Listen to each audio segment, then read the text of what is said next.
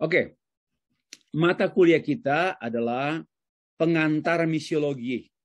Saya sengaja menggunakan kata misiologia, itu Latin. Kalau misiologi, oke. Dalam bahasa Inggris, misiologi, pakai 2S. Ya, Introduction to Misiology. Di Indonesia kan misiologi. Boleh misiologi, boleh pakai misiologia. Kalau menghapus kata AI, misiolog, itu namanya orang. Ya, biasanya ahli misiologi. Yang namanya ahli misiologi yaitu misiolog. Lalu kita tambah misiologia itu namanya ilmu atau disiplin ilmu, misiologi. Dan kita mempelajari pengantarnya dulu, introduction. Sebelum kita melangkah lebih jauh, lebih dalam membahas tentang misi Allah, misi gereja, misi saudara saya yang adalah misi gereja, misi Allah, kita perlu dihentar, kita perlu dibimbing untuk mengetahui secara garis besar atau overview mengenai ladang studi misi. Sangat luas, maka perlu ada pembimbing atau penuntun atau pengantar.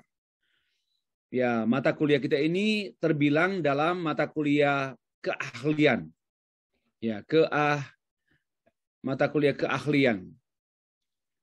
Oke, selanjutnya ini nama saya.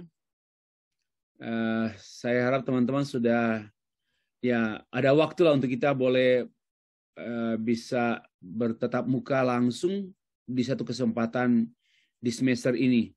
Kalau boleh sebelum semester ini berakhir.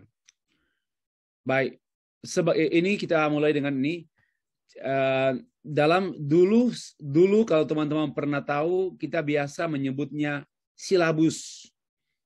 Ya, silabus itu dari kata silabi dari bahasa Inggris. Namun sekarang pemerintah menetapkan RPS, rencana pembelajaran semester. Itu istilah RPS. Dan mengawalinya kita memperhatikan capaian. Apa yang perlu kita capai. Dan biasanya capaian pembelajaran ini, mata kuliah ini berurusan dengan visi, misi, tujuan lembaga STRII dan juga visi, misi, tujuan program studi. Ya, itu yang saya tidak baca lagi satu persatu. Saya teman-teman sudah bisa karena ini umum, sifatnya hampir seluruh mata kuliah pasti ada ini. Ada S, sikap, ada P, pengetahuan, ada umum, sifatnya umum, keterampilan umum, dan keterampilan khusus. Ini tujuan. Ini pada umumnya semua mata kuliah pasti bersentuhan dengan hal ini. Nah, lalu mata kuliah kita yaitu pengantar misiologi atau pengantar misiologi. Saya tidak menyebutnya sebagai pengantar misi. Karena misi bukan mata kuliah. Yang mata kuliah yaitu misiologi. Misi ini bisa misi perusahaan, misi sekolah, terlalu umum kata misi. Saya harap teman-teman bisa mencermati. Misalnya apa misi Bayu ke Tanah Batak? Apa misi Miske ke Papua? Itu bisa. Ya, yang kita pelajari kan bukan misi, tetapi ilmu tentang misi, namanya misiologi. Ya, maka pengantarnya pengantar misiologi. Saya tidak menemukan satupun buku Introduction to Mission, tidak ada. Tidak ada istilah itu Introduction to Mission, tidak ada. Yang ada Introduction to Missiology. Jadi memang perlu ada kepastian istilah. Saya soalnya cukup mengakrabkan diri. Saya nggak sebut ahli ya. Saya cukup akrab dengan misiologi, dengan semua rumpun studi dari misiologi. Maka saya agak tahu Dan tidak ada istilah introduction to mission. Tidak ada. Yang ada introduction to missiology. Oke. Nah, tujuan mata kuliah ini, yang pertama kita, atau saya sebelum membahas tujuan, kita mempelajari dulu ini soal susunan RPS-nya seperti itu. Mata kuliah kita ini adalah satu studi. Saya harap teman-teman bisa mendekatkan mata ke laptop atau ke iPad. Satu studi yang mempelajari mengenai pengertian misi, misiologi. Ya, ada lagi mission. Ini sebenarnya ada pengertian misi dalam bahasa Indonesia memang tidak nampak, tetapi dalam bahasa Inggris nampak. Mission and mission, pakai S terakhir. Mission and missions and missiologia dalam bahasa Inggris, missiology pakai double S ya. Ini istilah-istilah ini kita perlu akrabkan dulu ya, supaya kita tidak salah bicara, tidak salah paham, harus mengerti terminologi, istilah-istilah mission, missions, and missiology. Lalu kita mempelajari mengenai motif misi, tujuan misi, dan ditindaklanjuti dengan modal mengerti arti istilah, lalu motif misi, tujuan misi. Kita mengharapkan bisa mampu mengkritisi kenapa pengertian misi dan peran gereja yang berubah selama 1 abad. Ya, saya titik berangkatnya pada Edinburgh. Lalu berubah tahun 1910 sampai sekarang sudah 1 abad lebih. Terjadi perubahan pengertian misi dari yang sempit ke luas, kemudian menjadi bergeser. Nah, ini istilah yang saya gunakan. Dari pengertian yang sempit, kemudian sampai pada penghujung era modern yang lalu menjadi pengertian yang luas. Namun pada akhir abad modern, abad 20 yang lalu, terjadi pergeseran. Nah, untuk itu kita perlu mempelajari juga letaknya supaya tahu di mana sih mata kuliah misiologi ini atau rumpun studi misiologi ini dalam ensiklopedia teologi. Dia ada di mana, letaknya di mana dari studi teologi. Nah, lalu kita menindaklanjuti dengan membahas landasan filosofis tentang misi, landasan biblikal, landasan teologis, landasan historis, eklesiologis. Karena ini mata kuliah pengantar ya. Jadi kita perlu memperkuat pertama bimbingan ke arah lautan luasnya kajian teologi misiologi. Kemudian bagaimana kita melihat landasan-landasan supaya kita berdiri di atas landasan. Tidak mudah goyah, tidak mudah berubah, tidak mudah apalagi bergeser. Maka perlu landasan.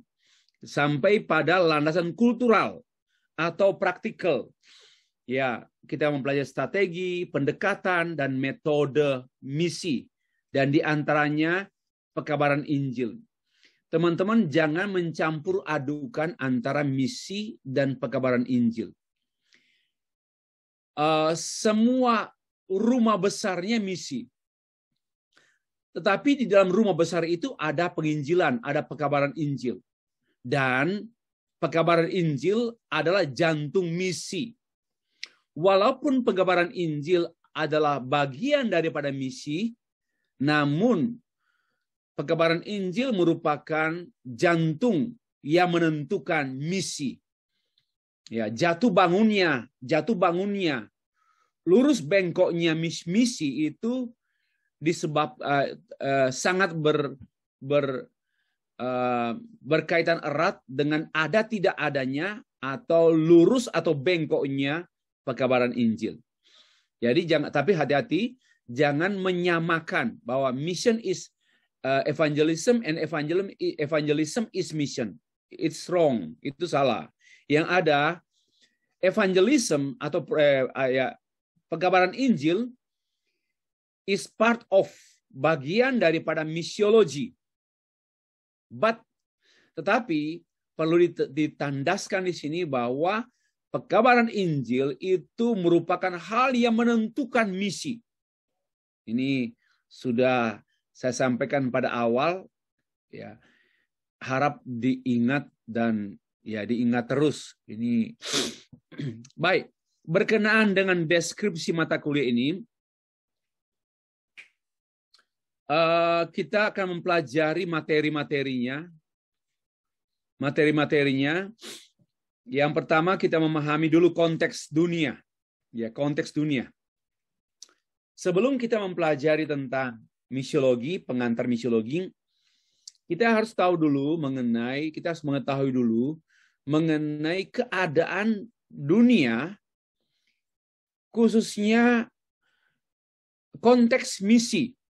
Konteks misi seperti apa sekiranya konteks misi pada masa kini. Itu yang perlu kita ketahui. Ya. Sebelum kita mempelajari teks atau tulisan-tulisan, dokumen-dokumen misi, kita perlu mempelajari dulu ladang atau konteks ruang dan waktu. Ya, pada masa kini. Supaya kita tahu, jangan hanya begini. Kalau teman-teman ya, katakanlah ke kampus, tidak bisa langsung masuk kampus. Harus tahu dulu, kampus ini letaknya di mana. Kan kampus kita kan ada 2. Ya. Di Kemayoran dan juga di Jakarta Utara. Kita tahu dulu. Lalu baru bisa masuk kampus. Demikian pula, kita harus tahu dulu konteks dunia ini, baru kita dapat mempercakapkan secara berkaitan erat dengan konteks yang relevan di mana kita tinggal, di mana kita berpikir, di mana kita bertindak. Ya, tidak mungkin kita berbicara di ruang hampa. Tidak mungkin, harus dalam konteks. Nah, lalu kita tindak lanjuti, minggu depan kita mempelajari mengenai pengertian istilah, biar kita akrab dengan istilah. Sebab salah istilah ya salah semua. Jangan pandai enteng dengan istilah. Seorang mahasiswa harus ketat dengan penggunaan kata, frase, istilah-istilah, terminologi. Itu harus clear. Dan kita harus memberi perhatian kepada istilah-istilah. Bertepatan teman-teman masih tingkat 1 tahun semester kedua, saya memberikan dorongan untuk menjadi smart, untuk menjadi cerdas. Mulailah pada penguasaan istilah. Ya, mulailah pada penguasaan istilah. Dan harus pegang betul-betul istilah itu. Ya, saya harap ini diberi perhatian. Dan kita akan membahas hal itu di minggu depan. Kemudian kita mempelajari motif dan tujuan misi Kristen, pengertian dan peran gereja yang berubah. Harus tahu ini, sebab kita sekarang tidak hanya, karena teman-teman nanti begini, mempelajari mengenai pengantar misiologi, lalu membaca buku lain yang kayak sepertinya berbenturan dengan apa yang teman-teman peroleh, maka perlulah mempelajari mengenai pengertian misi dan peran gereja yang berubah. Supaya kita, oh ini sudah berubah, ini sudah berubah, ini sudah bergeser, paling parah itu. Ya. Kemudian kita mempelajari mengenai misiologi dalam hubungannya dengan ilmu-ilmu yang lain. Dengan multidisiplin ilmu. Multidisciplinary. Ya, apa hubungan misiologi dengan antropologi, sosiologi, politik, hubungannya dengan ilmu-ilmu yang lain, psikologi, sosiologi pedesaan, perkotaan, itu misiologi ini tidak berdiri sendiri. Dia pasti berintegrasi dengan ilmu-ilmu yang lain. Ya, lalu yang selanjutnya kita coba tegaskan lagi, di mana sebenarnya letak misiologi ini dalam kajian teologi yang sangat luas. Tempatnya di mana? Hal ini sangat penting supaya kita tidak overlap dan kita tidak jatuh pada berpikir dan berpikir secara parsial atau secara sendiri-sendiri. Harus secara utuh. So that's why kita perlu mengetahui mengapa, di mana letak misiologi dalam rumpun studi teologi. Ya, perlu. Dan kita seperti yang saya kemukakan tadi membahas mengenai landasan filosofis dulu apa. Ini memang jarang dibahas. Landasan filosofis mengenai misi, landasan biblika ini sudah akrab lah. Nanti juga ada satu mata kuliah yang teman-teman akan ambil. Ini hanya pengantar, teman-teman. Pengantar saja. Nanti teman-teman akan mendalaminya pada mata kuliah lain di semester-semester yang akan datang. Lalu kemudian kita membahas landasan teologis mengenai misi. Secara khusus kita membahas tentang missio Dei, misi Allah. Dei itu bahasa Latin ya. Missio Dei ini bahasa Latin. Missio Dei artinya misi kepunyaan Allah. Oke. Dei itu dalam bahasa Latin artinya Allah. Oke. Lalu kita membahas landasan eklesiologis. Secara khusus kita membahas tentang hubungan misi gereja dan misi kerajaan Allah. God's Kingdom Mission. Lalu Church Mission. Apa hubungannya? Ya, kita akan pelajari secara singkat, walaupun nanti di program master teman-teman akan mendalaminya dengan satu subjek mengenai Church Mission and Kingdom of God Mission. Itu satu subjek di master program. Kemudian kita akan mengarah pada akhir historical, landasan historis tentang misi Kristen. Ini kan pengantar, nanti ada mata kuliah sejarah misi Kristen. Ya, ada mata kuliah itu juga. Namanya ini pengantar dan kita akhiri dengan landasan praktikal. Kita mempelajari strategi misi, pendekatan misi, dan metode misi. Ya, demikianlah materi-materi yang kita akan bahas pada semester ini. Dan untuk memperkaya kita dengan membahas topik ini atau subjek ini, kita akan didampingi dengan sejumlah buku yang saya sudah daftarkan di buku bagian referensi atau ya pustaka ini. Yang pertama buku yang sudah lama, tetapi ini buku kesukaan saya, seorang bernama Bevins, G.H. Bevins, dengan judul bukunya An Introduction to the Science and Mission.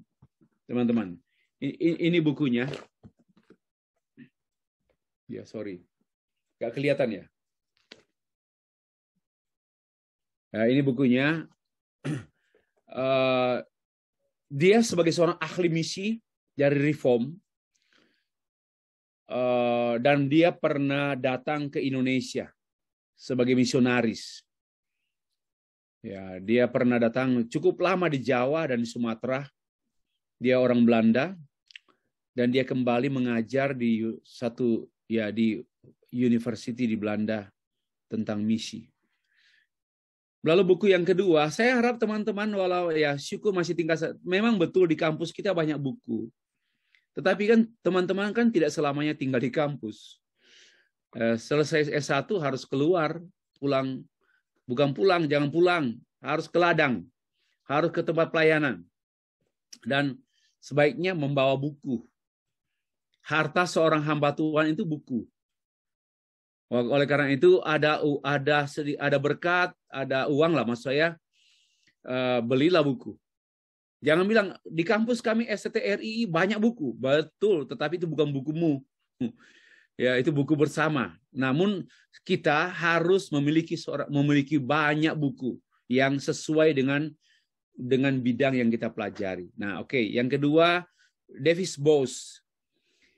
Bukunya berjudul Transforming Mission. Sudah ada diterjemahkan oleh BPK Gunung Mulia dalam bahasa Indonesia.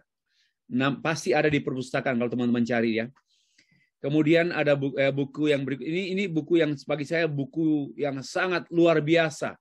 Buku ini bisa membahas tentang biblical mission, theological mission, bisa mempelajari mengenai historical mission.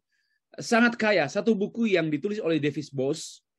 Dia sebagai seorang dosen tapi sudah meninggal di South of Africa Selatan.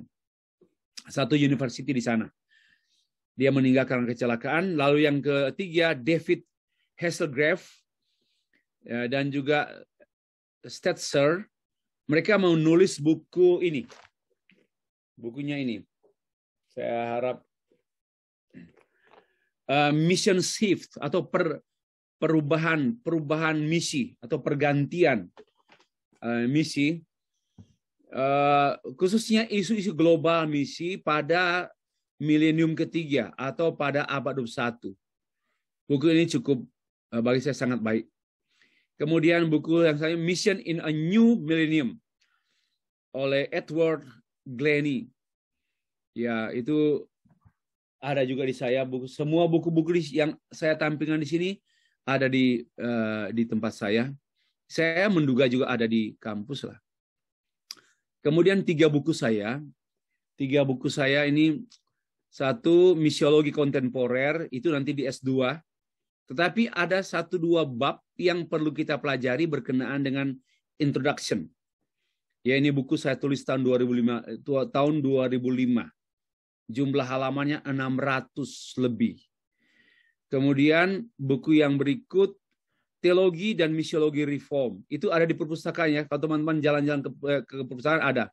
Jumlah halamannya 800 halaman. Ya, kalau jatuh di kepala kita ya kemungkinan innalillahi wa inna ilaihi rajiun. Itu kalau memang ketinggian buku itu, tergantung juga. Kalau hanya 2 cm ya enggak juga lah, paling hanya gatal. Oke. Lalu buku yang saya baru terbitkan, ini bukunya. Tahun 2020, Injil palsu, dan palsunya apa? Karena non-biblical dan non-canonical dalam gereja. Injil palsu dalam gereja. Inilah bukunya. 400 lebih halaman. Kita akan membahas, karena dia sebenarnya subtitle buku ini, Teologi Injil dan Penginjilan Abad 21. Oke, itu saya menduga sudah ada di perpustakaan. Nanti cari. Lalu buku yang berikut ada satu Mark John Terry dengan judul buku Misiologi, An Introduction to the Foundation, History, Strategic of World Mission. Jadi satu pengantar kepada landasan-landasan sejarah strategi-strategi misi sedunia. Tahun 2015, masih termasuk segar lah buku ini. Lalu buku yang lama, sudah lama, ya ada di sini, yaitu Kuyper. Ya, ini bukunya. Ada di terbitan BPK. Teman-teman harus memiliki buku itu walaupun singkat, karena dia seorang reform juga. Seorang penulis reform yang pernah memperkaya gereja di Indonesia waktu beliau di sini. Kemudian ada buku Biblical Theology of Mission. Itu sudah diterjemahkan ke dalam bahasa Indonesia. Biblical Theology of Mission. Ya, ada di saya ini juga. Ini bukunya. Ya, Biblical Theology of Mission dan sebagainya. Lalu juga ada buku Introduction to Missiology dari Ellen Tippett. Kemudian Charles Van Engen, Mission on the Way, Issue in Mission Theology, ini bukunya. Kemudian Fairquill, Contemporary Missiology, satu pengantar. Oke, dan yang terakhir Fairquill, Johannes Fairquill. Beliau lama di Indonesia juga. Seorang misiolog reform dari Belanda dan banyak menulis buku. Itulah. Baik. Lalu nanti teman-teman memperhatikan, khususnya saya harap mata kuliah ini diikuti oleh teman-teman yang setidaknya ada prasyarat, yaitu sudah mempelajari pengantar perjanjian baru dan lama dan baru. Kemudian pengantar teologia sistematika. Demikian. Oke.